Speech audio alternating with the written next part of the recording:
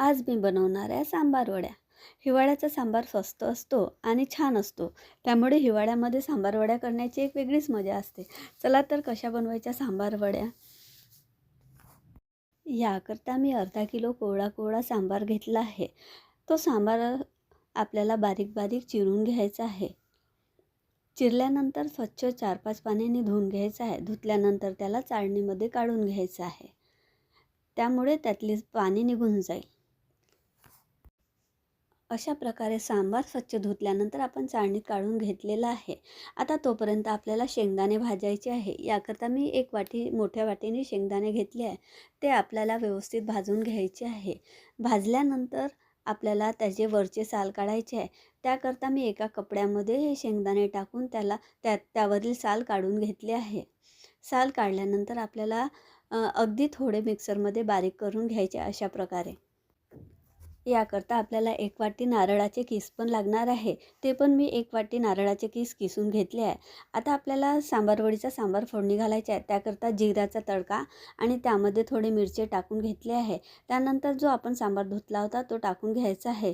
तो थोडा शिजवून घ्यायचा आहे. अशा प्रकारे हा शिजल्यानंतर आपल्याला त्यामध्ये जे आपण शेंगदाणे थोडे बारीक करून घेतले व एक वाटी खोबरा किस ते आपल्याला यामध्ये टाकून पुन्हा शिजवायचे आहे. सांबारातील पाणी आटतपर्यंत आपल्याला हे संपूर्ण साहित्य शिजवून घ्यायचे आहे. आता यामध्ये कोणी बेसन पण टाकत असते, तर तुम्ही या प्रोसेसमध्ये आता अर्धा वाटी बेसन टाकून पण थोडे शिजवू शकता. कोणी मुगाची डाळ पण टाकत असते भिजवून, परंतु मी ह्या साध्याच बनवत असते. यामध्ये चवीनुसार मीठ टाकले आहे. आता काही ड्रायफ्रूट्स बारीक करून मी त्यात टाकणार आहे. ड्रायफ्रूट्स नसतील तर याच्यामध्ये तुम्ही किसमिस पण टाकू शकता. किसमिस टाकल्याने याची टेस्ट अजून छान येत असते. त्यामुळे किसमिस नक्कीच टाकायची. थोडी चवीनुसार साखर पण टाकायची आहे. आता आपल्याला सांबार वडीची वरची पात बनवायची आहे. त्याकरता मी अर्धा किलो मैदा घेतला आहे. तो चाळणीने गाळून घेतला आहे. मोहनसाठी एक वाटी तेल टाकून त्यात थोडे ओवा टाकला आहे. आता या मैद्यामध्ये हे मोहन टाकून घ्यायचे आहे व चवीनुसार मीठ टाकून आपल्याला थोडे पाणी टाकून हे थोडे कडक बेटर तयार करायचे आहे. अशा प्रकारे पीठ भिजवल्यानंतर आपल्याला 10 ते 15 मिनटं हे झाकून ठेवायचे आहे. त्यानंतर आपल्याला अशा पोळ्या लाटून आपल्याला जितक्या मोठ्या सांबार वड्या हव्या आहेत तशा गोल कापून घ्यायचे आहे.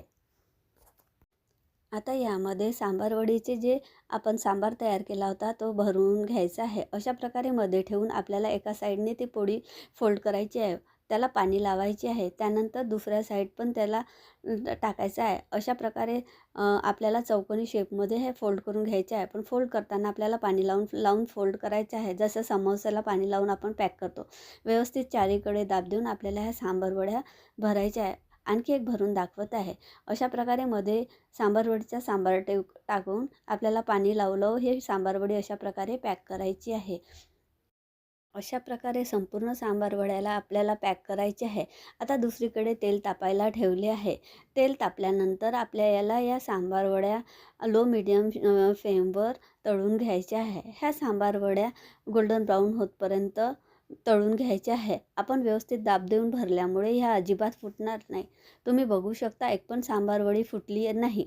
अशा प्रकारे दाब देऊ आपल्याला ह्या सांबार वड्या पॅक केल्यानंतर गोल्डन ब्राऊन होतपर्यंत तळून घ्यायचे आहे.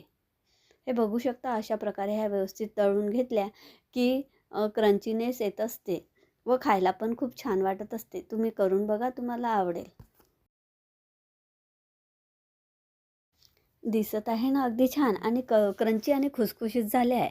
आणि ही डिझाईन मी टोमॅटो सॉसने बनवली आहे. तुम्हाला कशी वाटली नक्की सांगा.